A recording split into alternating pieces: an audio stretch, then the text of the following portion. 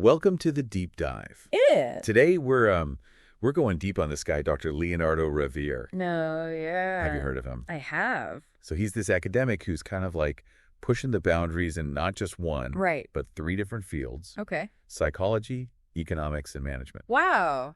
That's impressive. It's pretty rare, right? Yeah, you don't see that every day. Not every day you find someone who can like bridge those different disciplines. So Definitely not. that's kind of what we're going to be looking at today. Cool.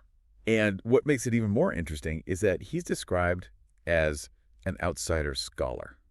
Interesting. So we've got his website here. Okay. And it looks like he's got doctorates in both psychology, which is from the Autonomous University of Madrid, and economics, which is from the Universidad Rey Juan Carlos. Okay. He's also an author and entrepreneur. Wow. So he's really out there doing it. Yeah. That outsider status is really interesting and Yeah. suggests he's bringing like a fresh perspective, you know? Yeah. Challenging those traditional ways of thinking in these fields. Exactly. I'm particularly interested in his work on coaching. Yeah. Did you know he developed something called the general theory of coaching? I did see that, yeah. And that was actually his doctoral thesis in psychology. Oh, wow.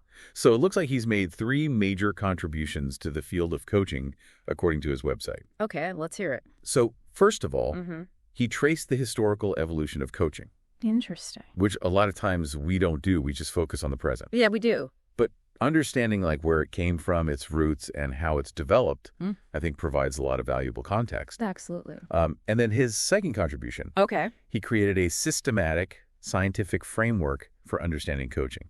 So he's like taking this concept that can sometimes feel a little fuzzy, Yeah, and he's giving it a solid academic foundation. totally. It reminds me of how economics kind of moved from these more philosophical discussions to these rigorous mathematical models. Is he doing something similar for coaching? It seems like it, yeah. Wow. And then his third contribution Okay. really gets to the heart of his coaching philosophy. And it's this idea of no transfer coaching. No transfer. Yeah. That's a curious term. Yeah. What exactly does no transfer mean in the context of coaching? So in like traditional coaching, right, Yeah. you often see a very directive approach where the coach is providing advice, solutions, kind of telling the client what to do. Right, like giving them the answers. Yeah, exactly. But Dr. Revier's no transfer approach is completely different.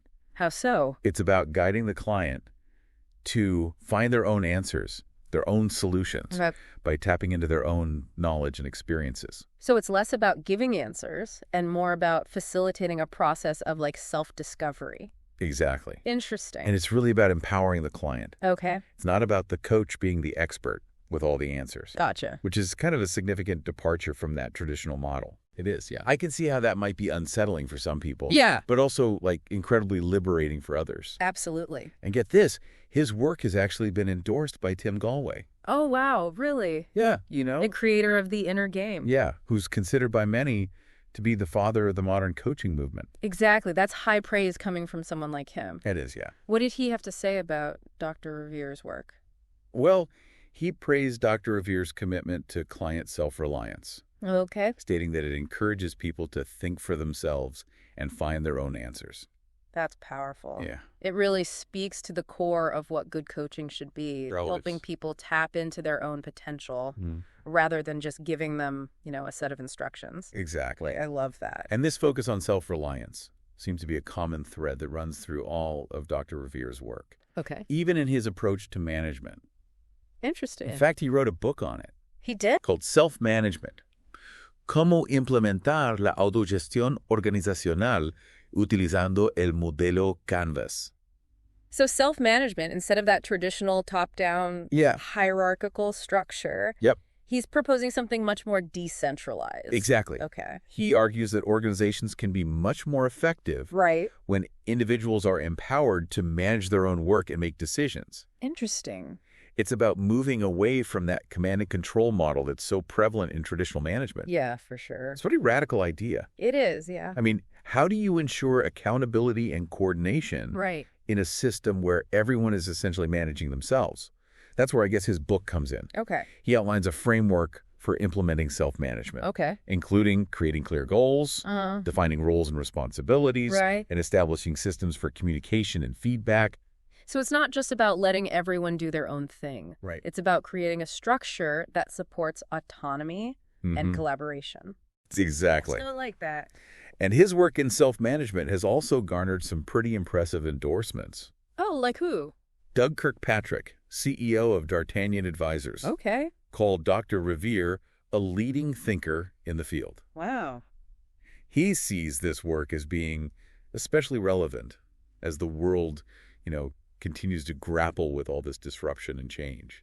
Yeah, that makes sense. Yeah. In a rapidly changing environment, organizations need to be more agile and adaptable. And self-management seems like a natural fit for that. For sure. I wonder if there are any companies out there that have actually implemented this model successfully. That's a great question, and one we should definitely explore further. Yeah. But before we get too deep into that, I'm curious to hear your initial thoughts on Dr. Ravier's work in economics. Okay, yeah. I know it's a bit of a jump from psychology and management. It is. But it seems like he's challenging conventional economic thinking as well. Okay. Particularly with his doctoral thesis, Economic History of Entrepreneurship, towards a praxeological theory of the firm. Now, praxeology. Yeah. That's a term you don't hear every day. Not every day. It sounds rather intimidating. Yeah, it can be a little bit. What exactly does it mean? So it's essentially the study of human action and its intended consequences. Okay. It focuses on how individuals make choices and how those choices shape the world around them. Gotcha. In Dr. Ravier's case, he's applying this to the world of business and organizations, particularly the role of the entrepreneur. So he's trying to understand the driving forces behind entrepreneurial activity, the choices entrepreneurs make, and how those choices ultimately impact the market. Exactly. I see. And in his thesis, he introduces a really interesting concept. Okay. He calls it synergasia. Synergasia. Which is essentially the science of human cooperation.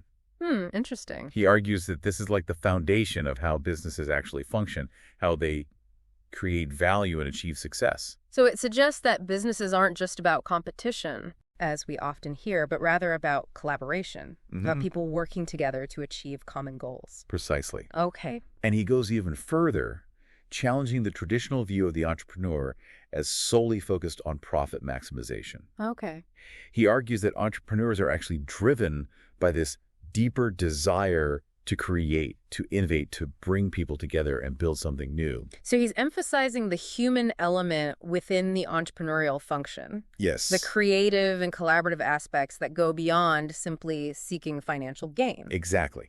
And his ideas have resonated with some prominent figures in economics, including Jesus Huerta de Soso, who was a leading scholar in the Austrian School of Economics. Right. He praised Dr. Ravier's work and its potential for future research. It sounds like Dr. Ravier is offering a fresh and potentially transformative perspective on how we understand businesses, entrepreneurship, and the very nature of economic activity. Totally. This is definitely a deep dive I'm eager to continue exploring. Me too. Welcome back to the deep dive. I'm still thinking about Dr. Ravier's unique perspective on economics. Yeah, me too. And entrepreneurship. Especially how he challenged the whole, businesses are only driven by profit thing. Yeah, totally. As we dive deeper into his work, it's becoming clear that he sees human cooperation as this fundamental force. Yeah. Not just in economics, but in psychology and management as well. I see what you mean. It's like he's found this hidden thread connecting these totally separate fields, right? Yeah. Revealing how human behavior just shapes everything, from individual interactions to huge economic systems. Let's circle back to his coaching philosophy for a sec. We touched on this no transfer coaching thing. Yeah. But I think it would be to unpack that a little further. For sure. Can you give a clearer picture of what that looks like in practice? Right. So imagine you're facing a challenge. Okay. Right? A crossroads in your career. Maybe a personal obstacle you just can't seem to get over in a traditional coaching setup. Okay. You might think the coach would offer advice. Right. Solutions, even tell you what to do. Right, like a wise mentor guiding you down the right path. Exactly. Yeah. But in Dr. Ravier's no transfer approach, the whole dynamic changes. Okay. The coach isn't the one with all the answers. Okay. Instead, they're a facilitator guiding you through self-discovery. So instead of giving me the solution, the coach would help me explore my own thoughts, feelings, and experiences to find the answer within myself. Yes. It reminds me of that Socrates quote, "The unexamined life is not worth living." Oh, yeah. It seems like Dr. Ravier's coaching philosophy is all about encouraging that self-reflection. Exactly. And by going deep into that inner knowledge, you really gain ownership and agency, you know? Totally. You're not just following orders from someone else. You're actively shaping your own path. And it feels like this empowerment carries over into his work on self-management. Oh, yeah, for sure. Instead of like top-down control. Right. He's arguing for a system where individuals have more autonomy and decision-making power. It's a pretty radical shift away from those traditional management hierarchies. Yeah. But how do you prevent chaos in such a decentralized system? Right. Well, it's not about throwing out all structure. Okay. And letting everyone do whatever they want. Right. In his book on self-management, Dr. Ravier outlines a clear framework for creating a system that supports individual autonomy, but also organizational effectiveness. So what are the key parts of this framework? Right. So it starts with clearly defining the goals and objectives, making sure everyone's on the same page about the overall direction. Then it's about empowering individuals and teams to figure out the best way to achieve those goals. So instead of dictating every step, you're providing like a destination and trusting people to find their way there. Exactly. And this requires a ton of trust. It does. Between management and employees. Right. Trust that people are going to make responsible decisions. Trust that they'll be accountable for their work. And trust that they're going to act in the best interest of the company. Yeah, that level of trust doesn't just happen instantly. It takes a fundamental shift in mindset. Totally. Both from leaders and employees. Are there any real-world examples of companies who've actually used this self-management model successfully? Oh, yeah. There's actually quite a few. Like who? Companies like Zappos. Oh, wow. Morningstar and Valve. Have all tried self-management to different degrees. Interesting. And they've seen some pretty awesome results. Like what? Things like increased employee engagement, higher productivity, and greater innovation, just to name a few. That's wild. It seems like self-management. While maybe a little counterintuitive to traditional business thinking, might actually be a key to thriving in today's world. Right. It's changing so fast. Yeah. I wonder if this shift towards self-management is just a natural evolution of work. Yeah. Reflecting this deeper societal shift towards individual empowerment. In that economy. Right. It's an interesting thought. And it circles back to Dr. Ravier's idea of synergesia.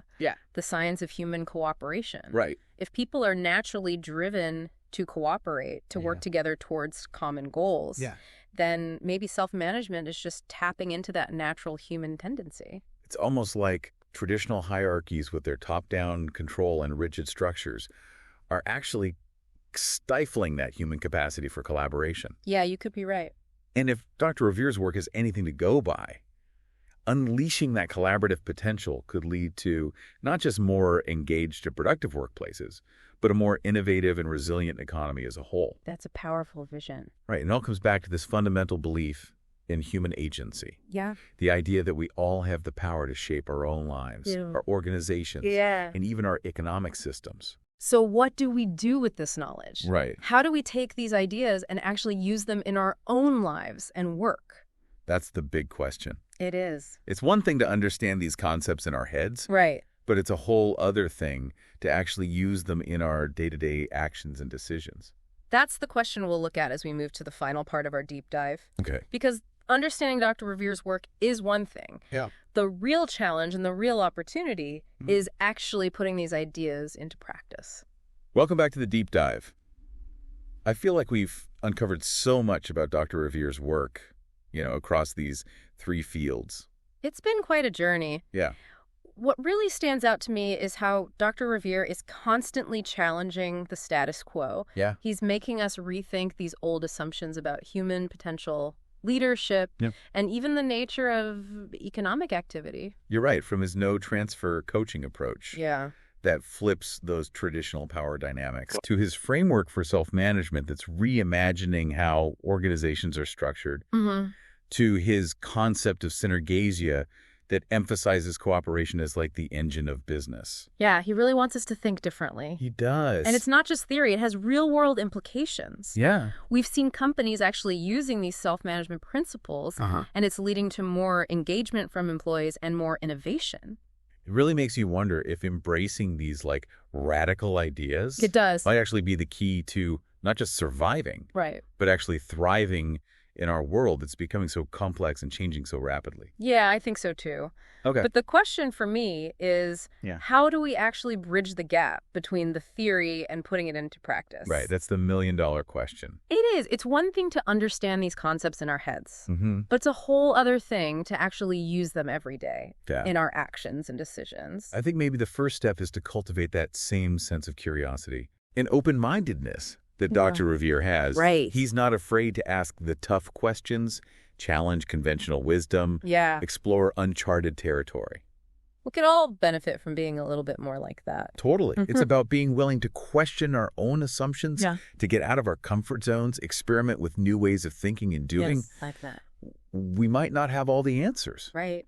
but we can embrace that process of discovery, Of always learning and growing. And that learning can happen on different levels. Okay. We can start by reflecting on our own beliefs, our own behaviors, how we approach challenges, how we interact with people, how we contribute to our organizations. Are we stuck on these old models of leadership and control? Yeah. Or are we open to these new, collaborative, more empowering approaches? Right. And recognizing that change isn't going to happen overnight. Yeah. It's a journey. Totally. Not a destination. We might stumble. Yeah. We might make mistakes. We will be. But the important thing is to keep trying new things, keep learning, and keep moving forward. And we don't have to do it alone. Right. Dr. Ravier reminds us about how powerful human connection is and cooperation. We can find support and inspiration from others Yeah. who share our values and goals, whether it's coworkers, mentors, or even a good coach who can help us on our journey of self-discovery. It's like that proverb. If you want to go fast, go alone. If you want to go far, go together. Yeah. Dr. Revier's work seems to say that by embracing both individual agency and working together, we can create a future that's not just more successful, but more meaningful too. And more fulfilling. Exactly. And that's a future worth fighting for. Okay. So to our listeners, Yeah. we encourage you to keep looking into Dr. Ravier's work. Read his books. Engage with his ideas. And most importantly, start using those insights in your own life and work. You might just spark a ripple effect of positive change. You might. That goes way beyond you. And that's what the deep dive is all about. That's right. Sparking curiosity. Challenging assumptions. And giving you the power to make a difference. Until next time, keep diving deep and keep questioning everything.